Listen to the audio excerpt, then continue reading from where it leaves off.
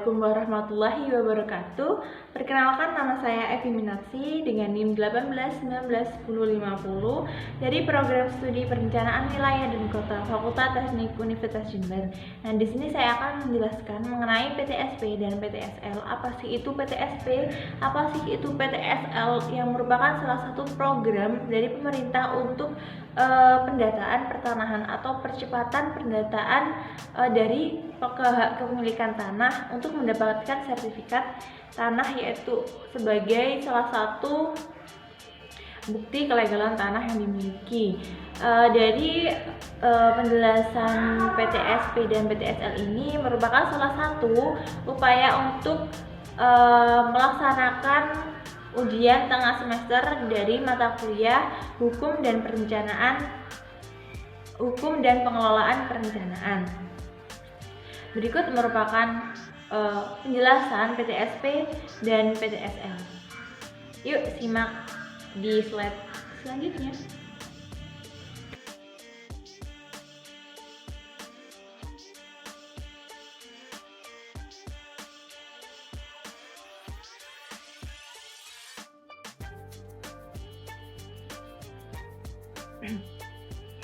Nah, di sini saya akan menjelaskan mengenai PTSL dan PTSP. Nah, PTSL dan PTSP merupakan kepanjangan dari pendaftaran tanah sistematis lengkap dan penyelenggaraan pelayanan terpadu satu pintu. Sebelumnya, saya akan memperkenalkan diri terlebih dahulu. Perkenalkan, nama saya Evi Minarsi. I'm here because I love to give presentation. You can find me at Evi Minarsi. Penjelasan yang pertama mengenai PTSL, yaitu pendaftaran tanah sistematis lengkap. Nah, pada tahun 2017, Presiden RI menginstruksikan Menteri Agraria dan Tata Ruang atau Badan Pertahanan Nasional, yaitu Sofyan A. Jalil, untuk mengadakan program sertifikasi tanah bagi masyarakat pedesaan secara besar-besaran. Nah, beliau mengatakan bahwa saya sudah berikan target ke Pak Sofyan atau Menteri Agraria dan Tata Ruang BPN minimal 5 juta tahun pada tahun 2017 dan pada tahun 2018 minimal 7 juta. Tahun depannya lagi 9 juta, saya hitung betul. Kemudian target sertifikasi tanah melalui PRONA pada tahun sebelum 2017 kurang dari 1 juta bidang per tahun. Maka mulai tahun 2017 terjadi peningkatan target sertifikasi pada bidang pertanahan. Nah, terobosan yang dilakukan Kementerian Agraria dan Tata Ruang Pertahanan Nasional dalam menyongsong target tersebut adalah melalui program yang disebut dengan pendaftaran tanah sistematis lengkap atau PTSL. Nah, melalui program ini, pemerintah bertekad untuk bahwa penyelesaian pemetaan, registrasi, dan sertifikasi tanah di seluruh wilayah Republik Indonesia pada tahun 2025.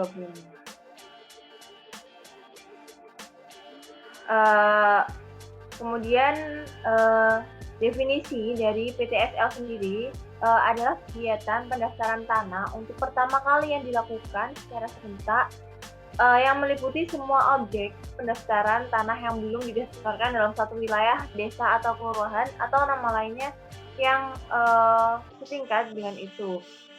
Dalam pelaksanaannya, PTSL memiliki kekuatan, kelemahan, peluang, dan hambatan sendiri dibandingkan dengan program percepatan pendaftaran tanah pada sebelumnya. Nah, ada beberapa faktor, yaitu faktor internal dan faktor eksternal. Nah, ini kita akan membahas mengenai faktor internal pelaksanaan dari PTSL.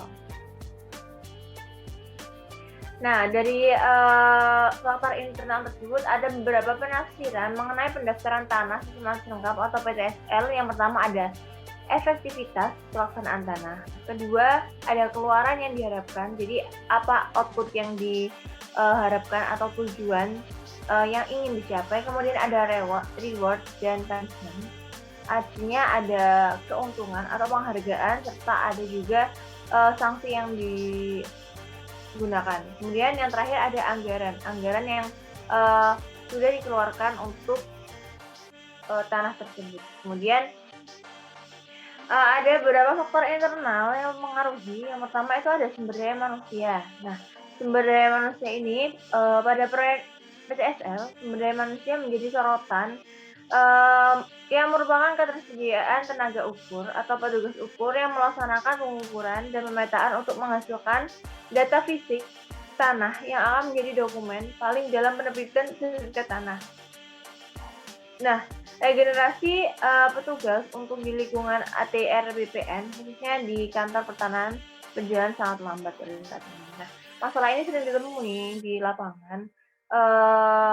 Masalah-masalah tersebut merupakan adanya perubahan bentuk dan luas dengan dilaksanakan pengukuran ulang terhadap sertifikat lama yang mengakibatkan perubahan sertifikat terhadap tetangga sebelahnya. Juga mengenai adanya tumpang tindih hasil pengukuran sekarang dengan sebelumnya. Nah, jadi masalah-masalah yang sering dihadapi adalah masalah pada kondisi existing yang di mana beberapa luasan tanah tidak sesuai dengan sertifikat yang sudah ditetapkan sebelumnya. Nah, kemudian ini masalah dapat diselesaikan oleh sumber daya manusia yang memiliki pengalaman di bidang pengusahaan pertanahan serta didukung pengusahaan yang baik terhadap aturan yang berlaku. Jadi masalah-masalah tersebut dapat diselesaikan oleh sumber daya manusia yang sudah berpengalaman pada bidangnya dan juga peraturan-peraturan yang sudah ditetapkan untuk memperkuat dan mempertegas dari penyelesaian masalah tersebut. Kemudian ada faktor eksternal dari pelaksanaan PTSL itu sendiri. Nah, adapun faktor-faktor eksternal dari pelaksanaan PTSL yaitu yang pertama ada keragaman kondisi geografis. Keragaman kondisi geografis ini meliputi aksesibilitas untuk wilayah kota ke kantor pertanahan dengan transportasi mudah dan cepat, komunikasi lancar, sedangkan untuk wilayah kabupaten umumnya aksesibilitas ke kantor pertanahan sulit dijangkau karena dengan minimnya transportasi atau biaya yang tinggi biasanya dikeluarkan di daerah pedesaan. Nah, kemudian ada kemauan dan kemampuan untuk masyarakat. Nah, kemauan dan kemampuan ini terkait dengan tanah pertama kali dengan antusias tinggi. Nah, dengan hal ini disebabkan beberapa masyarakat mengetahui manfaat sertifikat tanah antara lain adalah kepastian dan perlindungan hukum. Jadi, misal masyarakat memiliki sertifikat tanah, nah jika sewaktu-waktu ada beberapa permasalahan mengenai sengketa tanah maupun kurang sesuainya pengukuran tanah pada kondisi eksplisit dengan kondisi di sertifikat tersebut. Nah, biasanya masalah-masalah terjadi banyak di pedesaan. Misalnya saja pada batas administrasi, batas dari tanah tersebut.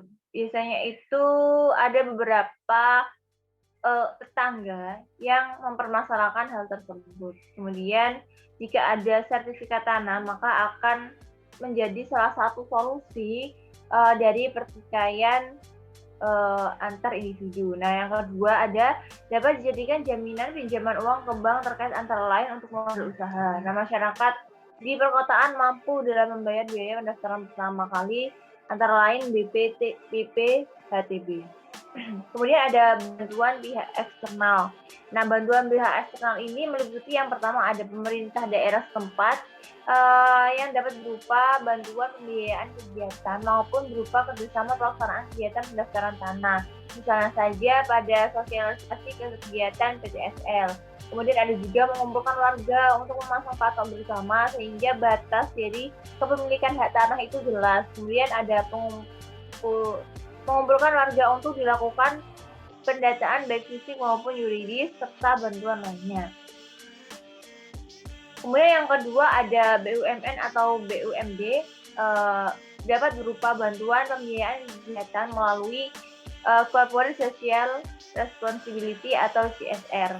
Nah, yang ketiga ada pihak swasta dapat berupa bantuan pembiayaan kegiatan melalui dana Corporate Social Responsibility atau CSR. Yang keempat ada surveyor kadaster berlisensi atau SKB.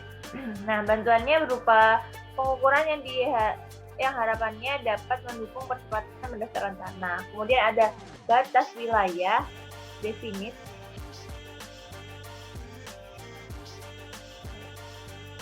Nah, untuk batas wilayah definit itu merupakan batas administrasi yang merupakan kewenangan dari bupati atau wali kota atau gubernur serta Mendagri. Nah, belum definitnya wilayah desa atau kelurahan, melalui peta desa atau kelurahan akan menyulitkan petugas untuk mengukur dan mengumpulkan data fisik pada kondisi existing. Jadi, kepemilikan tanah dan batas administrasi itu sangat penting dalam nantinya akan mengajukan percepatan pendaftaran tanah untuk mendapatkan sertifikat tanah. Kemudian ada faktor yang mempengaruhi keberhasilan PTSL. Nah, ini ada keberhasilan pelaksanaan percepatan pendaftaran tanah dapat dilihat dari capaian atau relasi di bidang pendaftaran tanah sistematis lengkap atau PTSL. Nah, faktor-faktor tersebut didapatkan dari data primer dan data sekunder sebagai rangkaian yang tidak terpisahkan dalam proses penyusunan paper kebijakan. Nah, data sekunder didapatkan dari penelitian sebelumnya.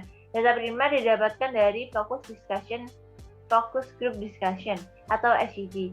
Dari para perencana dan pelaksanaan program pendaftaran tanah sistematis lengkap. Nah, jadi ini ada dari focus group discussion ini membahas mengenai pemilahan variabel yang mempengaruhi percepatan pendaftaran tanah internal dan eksternal. Kemudian dianalisis menggunakan analisis kualitatif untuk menyusun strategi percepatan pendaftaran tanah.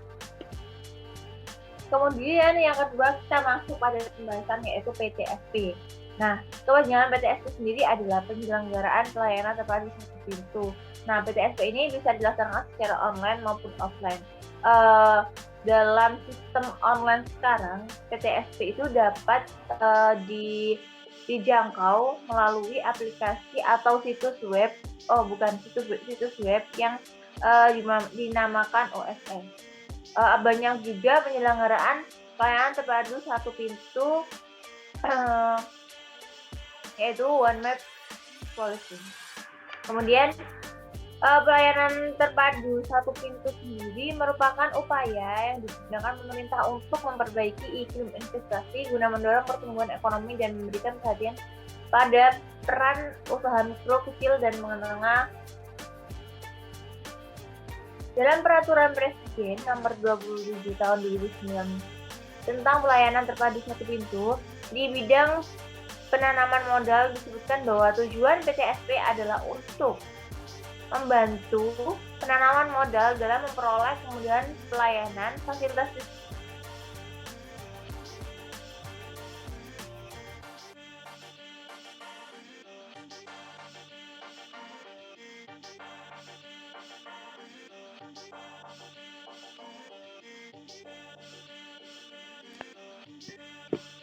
informasi penanaman modal dengan cara mempercepat penyederhanaan pelayanan dan meringankan atau menghilangkan biaya pengurusan perizinan dan non-perizinan.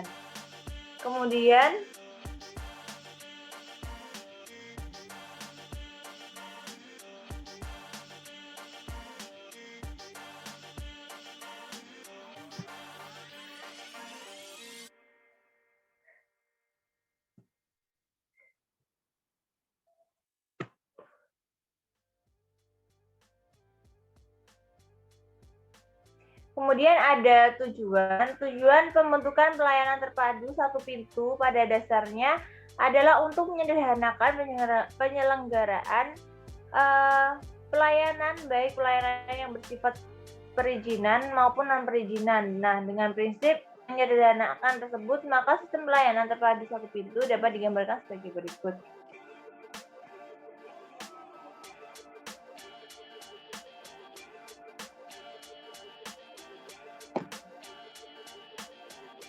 Nah, ada cakupan pelayanan. Yang pertama mencakup pelayanan semua jenis perizinan penanaman modal yang diperlukan untuk realisasi investasi. Di sini diatur bagaimana pelayanan izin dilakukan. Yang kedua, pelayanan non perizinan yang meliputi penerbitan rekomendasi. Yang ketiga, ada pelayanan pengaduan masyarakat atas hambatan pelayanan PTSP di bidang penanaman modal. Yang keempat ada pelayanan kemudahan pelaksanaan kegiatan penanaman modal yang termaksud yaitu memberikan bantuan atau fasilitas layanan perizinan dan non perizinan yang terkait dengan pelaksanaan penanaman modal.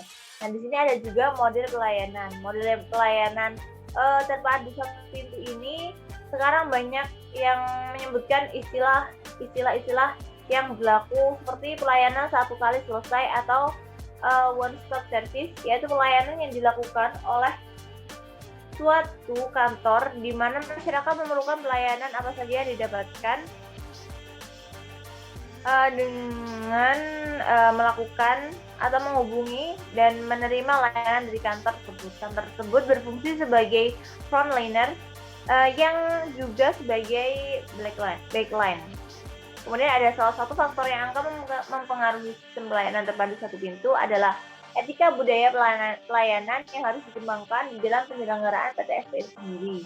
Nah, karena salah satu prinsip dari pengembangan sistem pelayanan seperti one stop service adalah pengintegrasian pelayanan berdasarkan sudut pandang atau kepentingan masyarakat, maka perlu didukung oleh budaya atau etika pelayanan yang juga berorientasi kepada masyarakat. Nah, karena sistem pelayanan terpadu satu pintu merupakan pengintegrasian sebagai jenis pelayanan yang diberikan oleh berbagai jenis lembaga teknis di daerah, pola rekrutmen dan pemilihan pegawai yang paling tepat adalah dengan menggunakan pola perekrutan sendiri, sedangkan untuk tenaga teknis berkoordinasi dengan dinas-dinas terkait.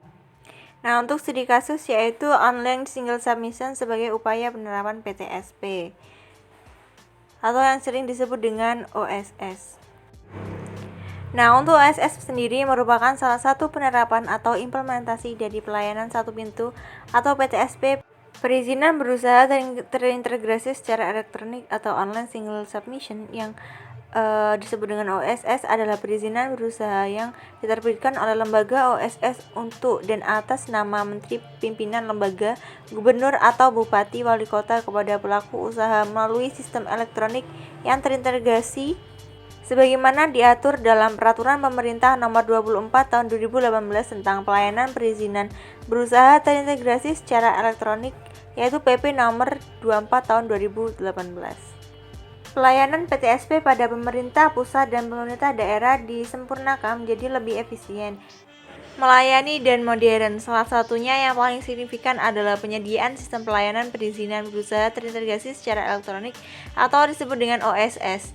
Melalui OSS tersebut, pelaku usaha melakukan pendaftaran dan mengurus penerbitan izin usaha dan penerbitan izin komersial atau operasional secara terintegrasi. Melalui OSS itu pula, pemerintah pusat dan pemerintah daerah menerbitkan perizinan berusaha yang dilanjutkan oleh pelaku usaha.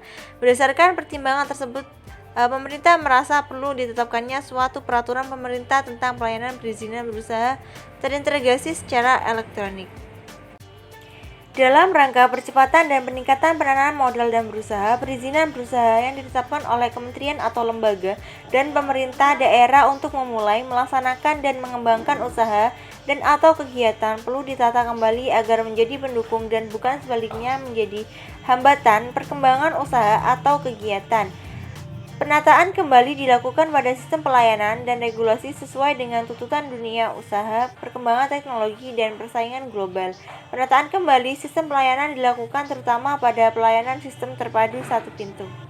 Nah, kemudian untuk PTSP dan PTSL ini sendiri saling berkaitan. Untuk PTSL ini, untuk PTSP dia merupakan satu pelayanan umum atau pelayanan publik yang memudahkan masyarakat untuk mendaftarkan sertifikat tanah atau mengurus surat perizinan, baik perizinan usaha maupun lainnya. Nah, untuk PTSL sendiri dia adalah mendukung dari sistem tersebut. Jadi dapat memperjelas kepemilikan tanah dengan mendaftarkan tanah tersebut untuk mendapatkan sertifikat tanah yang nantinya